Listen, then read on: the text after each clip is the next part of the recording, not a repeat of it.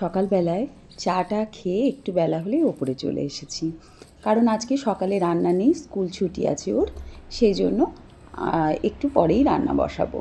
তো গাছের পরিচর্যা তো সেভাবে করা হয় না, সকাল থেকে রান্না চলে, তারপরে স্নান করি, পুজো করি, প্রচুর বেলা হয়ে যায়, তারপরে আর গাছে এসে কোনো কিছুই পরিচর্যা করা হয় না।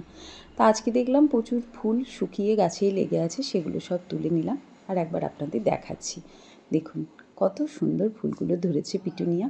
এবছর একটু পরেই ফুল লাগানো হয়েছে, কারণ আমার বাড়ি রং হচ্ছিল, তারপর আমিও বেড়াতে গেছিলাম, তো একটু পরেই ফুল গাছগুলো লাগানো হয়েছে বলে সেরকম ফুল ফোটেনি। অন্যবার প্রচুর ফুল ফোটে, আর টবে পিটুনিয়া আমি প্রচুর লাগাই, কারণ এই ফুলটি দেখতে আমার খুব ভালো লাগে।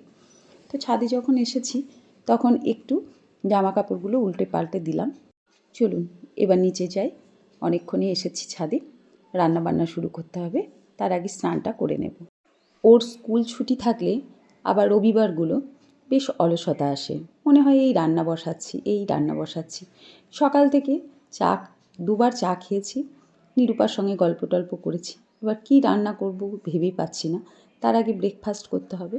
তো আজকে মুড়িতে দেখলাম একটু পেঁয়াজি করি, পেঁয়াজি বা পেঁয়াজ বড়া যাই বলুন, মুড়িতে কিন্তু এই পেঁয়াজি খেতে দারুণ লাগে। আর আমরা বেশিরভাগ কিন্তু ব্রেকফাস্ট মুড়ি দিয়েই সারি, কারণ অন্যান্য কিছু তেমন খুব একটা খেতে ভালোও লাগে না, সহ্যও হয় না। তো কালকে তো জানেন আপনারা, আমি চাউমিন বানিয়েছিলাম, ছেলে আর আমি খেয়েছি, আর ওর স্কুল ছিল। তো আজকে সবাই বাড়িতে আছে, তো দেখলাম অনেক দিন মুড়ির সাথে পেঁয়াজিটা খাওয়া হয়নি, তাই খেতে বড় ইচ্ছা করলো, তাই আজকে মুড়ির সাথে পেঁয়াজিটাই বানাবো ঠিক করলাম।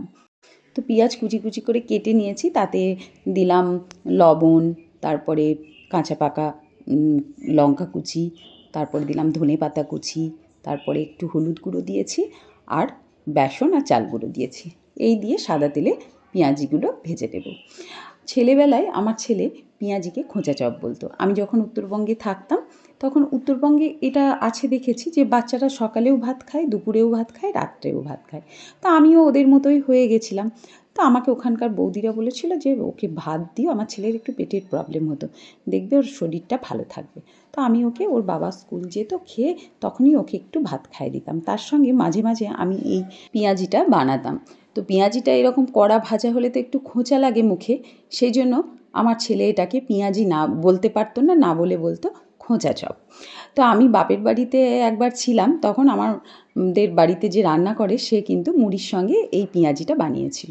তো আমাদের পাশের বাড়ি তাঁতিদের বাড়ি, তো ওই বৌদি জিজ্ঞেস করেছিল, বাবু তুমি কি খেয়ে এসেছো, দিদা আজকে কি বানিয়েছে মুড়ির সঙ্গে, তা বলেছিল যে আমি মুড়ি আর খোঁচা চপ খেয়ে এসেছি। শুনে বৌদিরা খুব হেসেছিল। পরে বিকেলবেলায় আমি আর মা যখন বসে আছি, ওরা এসে জিজ্ঞেস করছে, আচ্ছা জলি, মানে জলি আমার ডাক নাম, তোমার ছেলে বলল যে মুড়ির সাথে খোঁচা চপ খেয়েছে, খোঁচা চপটা কি, আমরা সারাদিন ভেবে পাচ্ছি না খোঁচা চপটা কি। আমি খুব হাসতে হাসতে বললাম মাতে যে খোঁচা চপ মানে পেঁয়াজি বৌদি, ও পেঁয়াজিকে খোঁচা চপ বলে। শুনে বৌদিরা ভীষণ হাসছিল। আমার ছেলে না কিছু কিছু জিনিসের ওরকম ছেলেবেলায় অদ্ভুত নাম বলতো, এখনও কিছু কিছু জিনিসের ওই নামটাই বলে, তো আমরা আর ঠিক করিনি, শুনতে ভালো লাগে বলে। তো যাই হোক, আজকে টিফিনটা আমরা এই খোঁচা চপ না মানে মুড়ি আর পেঁয়াজি দিয়েই সারলাম। তো আজকের মতো ভিডিওটা এখানেই শেষ করছি, দেখা হবে পরবর্তী ভিডিওতে, ভালো থাকবেন।